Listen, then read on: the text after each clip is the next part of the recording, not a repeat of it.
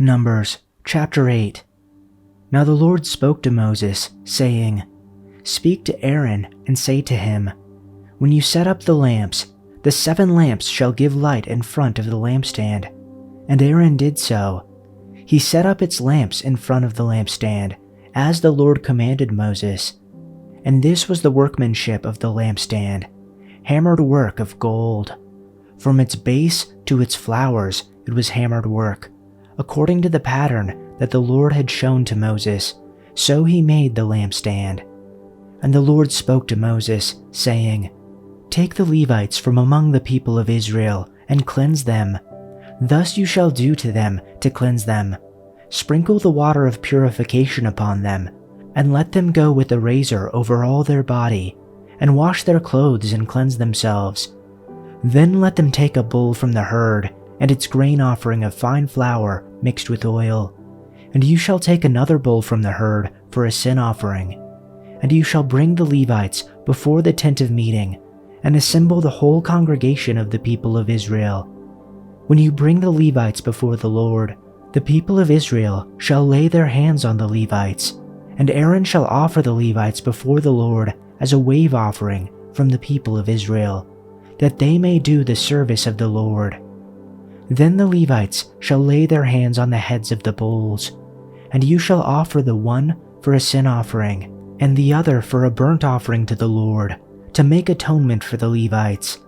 And you shall set the Levites before Aaron and his sons, and shall offer them as a wave offering to the Lord. Thus you shall separate the Levites from among the people of Israel, and the Levites shall be mine. And after that the Levites shall go in to serve at the tent of meeting, when you have cleansed them and offered them as a wave offering. For they are wholly given to me from among the people of Israel. Instead of all who open the womb, the firstborn of all the people of Israel, I have taken them for myself. For all the firstborn among the people of Israel are mine, both of man and of beast. On the day that I struck down all the firstborn in the land of Egypt, I consecrated them for myself. And I have taken the Levites instead of all the firstborn among the people of Israel. And I have given the Levites as a gift to Aaron and his sons from among the people of Israel, to do the service for the people of Israel at the tent of meeting, and to make atonement for the people of Israel, that there may be no plague among the people of Israel, when the people of Israel come near the sanctuary. Moses, Aaron, and the whole Israelite community did with the Levites just as the Lord commanded Moses. The Levites purified themselves and washed their clothes.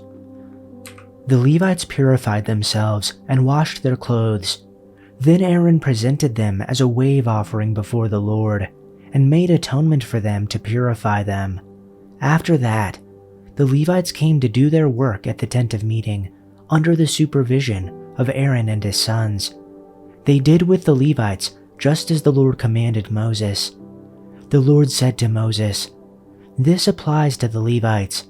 Men 25 years old or more shall come to take part in the work at the tent of meeting, but at the age of 50, they must retire from regular service and work no longer. They may assist their brothers in performing their duties at the tent of meeting, but they themselves must not do the work. This, then, is how you are to assign the responsibilities of the Levites. Chapter 9. The Lord spoke to Moses in the desert of Sinai, in the first month of the 2nd year after they came out of Egypt. He said, Have the Israelites celebrate the Passover at the appointed time. Celebrate it at the appointed time, at twilight, on the 14th day of this month, in accordance with all its rules and regulations. So Moses told the Israelites to celebrate the Passover, and they did so in the desert of Sinai at twilight on the 14th day of the first month. The Israelites did everything just as the Lord commanded Moses. But some of them could not celebrate the Passover on that day because they were ceremonially unclean on account of a dead body. So they came to Moses and Aaron that same day and said to Moses, We have become unclean because of a dead body. But why should we be kept from presenting the Lord's offering with the other Israelites at the appointed time?" Moses answered them, "Wait until I find out what the Lord commands concerning you." Then the Lord said to Moses, "Tell the Israelites, when any of you or your descendants are unclean because of a dead body, or are away on a journey, they are still to celebrate the Lord's Passover, but they are to do it on the 14th day of the second month at twilight. They are to eat the lamb, together with unleavened bread and bitter herbs. They must not leave any of it till morning, or break any of its bones, when they celebrate the Passover. They must follow all the regulations.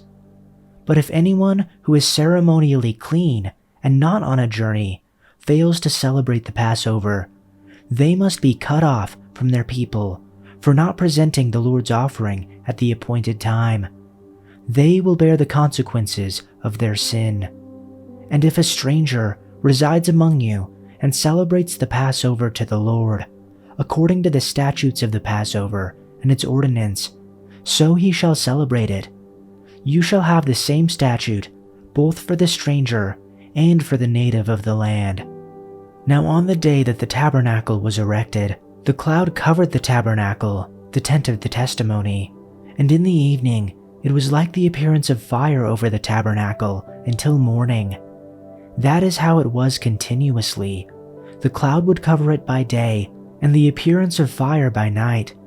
Whenever the cloud was lifted from over the tent, afterward the sons of Israel would set out, and in the place where the cloud settled down, there the sons of Israel would camp. At the command of the Lord the sons of Israel would set out, and at the command of the Lord they would camp. As long as the cloud settled over the tabernacle, they remained camped.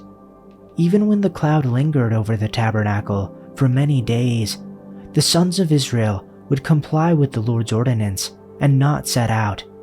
If sometimes the cloud remained a few days over the tabernacle, in accordance with the command of the Lord, they remained camped. Then, in accordance with the command of the Lord, they set out.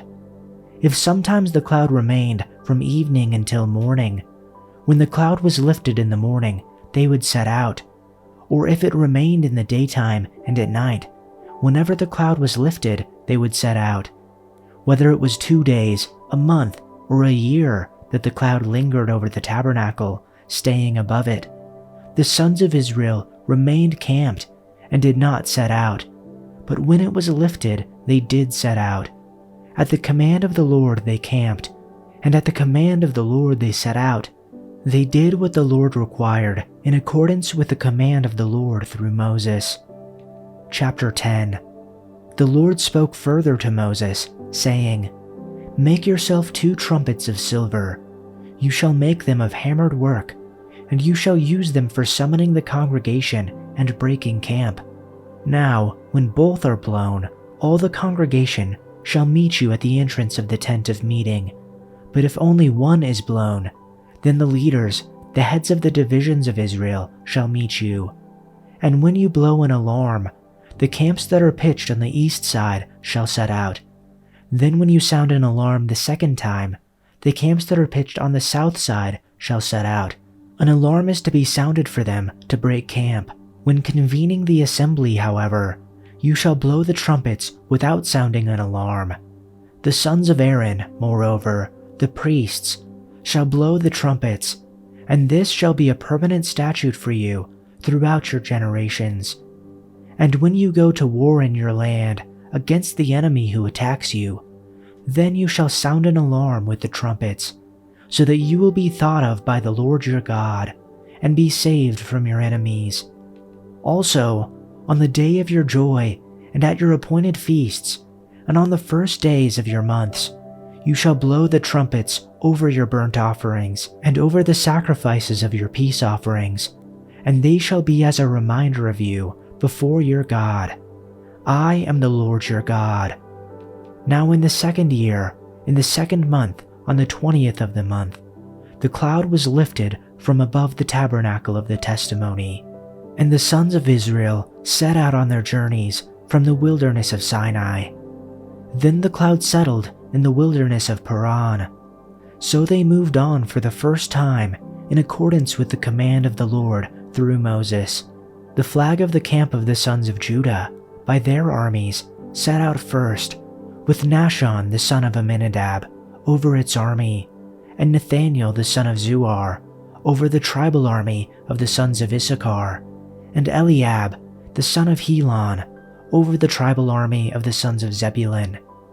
Then the tabernacle was taken down, and the sons of Gershon and the sons of Merari, who were carrying the tabernacle, set out.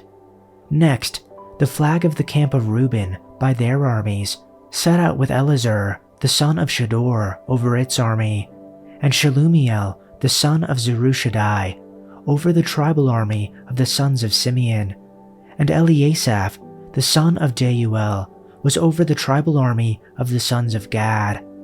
Then the Kohathites set out, carrying the holy objects, and the tabernacle was set up before their arrival.